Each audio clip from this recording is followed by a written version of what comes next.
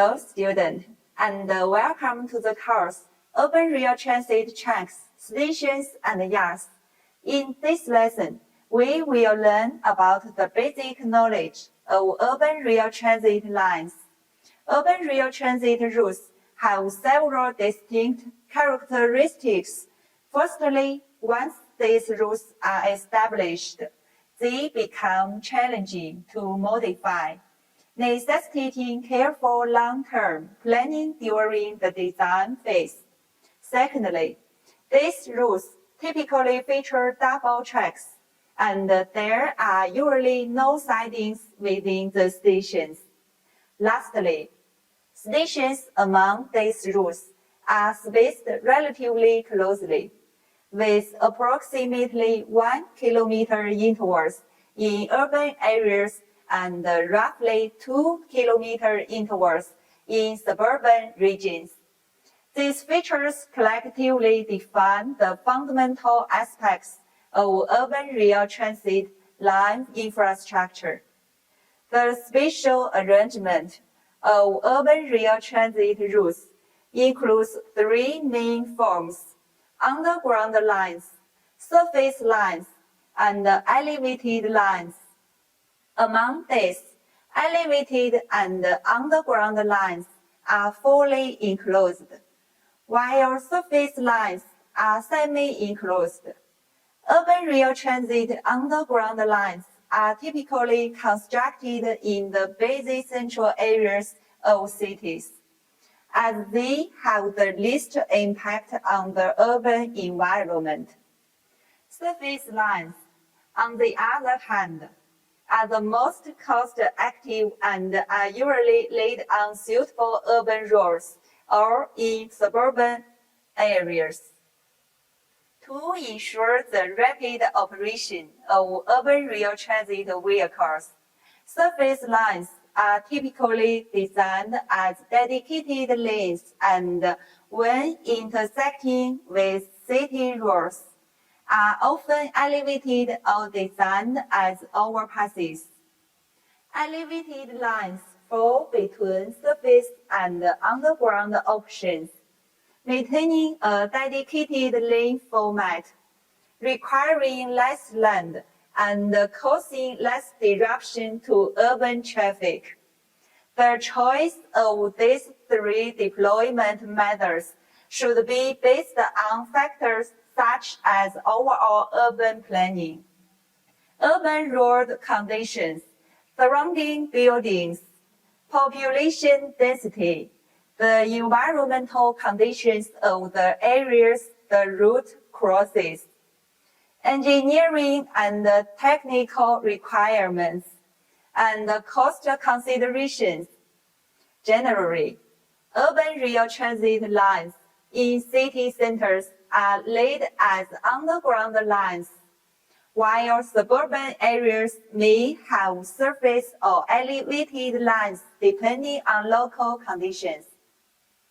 Urban rail transit lines can be categorized into main line tracks, auxiliary tracks, and depot yard tracks based on their different roles in operation. Main line tracks refer to the tracks that traverse all stations and sections, serving passengers' trains. In urban rail transit systems, main line tracks usually consist of two tracks, namely the up track and the down track.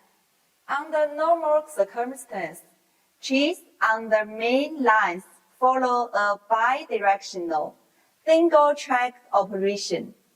Main lines in urban rail transit can take various forms, including straight lines, circular lines, and Y-shaped lines.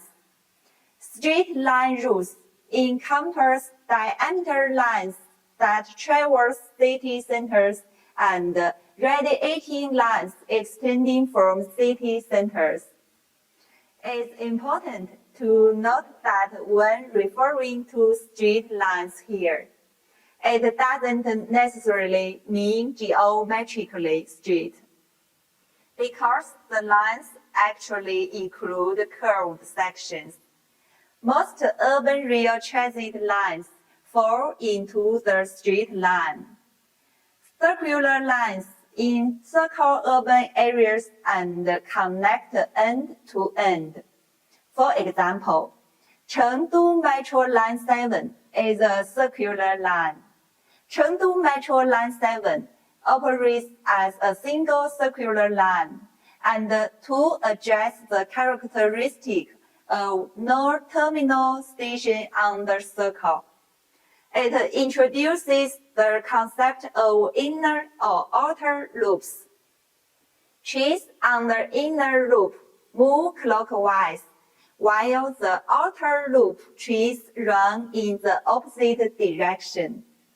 Some trains at stations like Huaishudian, Cuijiadian, and Liulichang may terminate and return to the depot, and the passengers are required to transfer to the next train in that case. A Y-shaped line has branch lines that diverge from the main line at a specific station, forming a Y-shaped network. Examples of such lines include Metro Line 3 in Guangzhou, Metro Line 10 in Shanghai, and Metro Line 1 in Chengdu, as shown in the diagram. The Phase 3 extension line, which is the branch of Metro Line 1 in Chengdu, forms Chengdu's first Y-shaped line. During off-peak hours, Wugensong-bound trains and Science City-bound trains, which start from Weijianian, move on the line in a sequential alternating order. During rush hours, every Wugensong-bound train will be followed by 2 Science City-bound trains. Auxiliary tracks refer to the tracks and the lines established to ensure the smooth train operation on the main lines. This includes crossover tracks, turn-back tracks, stabling tracks, connecting tracks, depot access tracks, and siding tracks. Depot yard tracks is the collective term for the tracks within vehicle depots and stabling yards. All right, that concludes our lesson for today. Through this lesson, the objective was to understand the characteristics, spatial arrangements, and the classification forms of railway tracks. Thank you for your attention.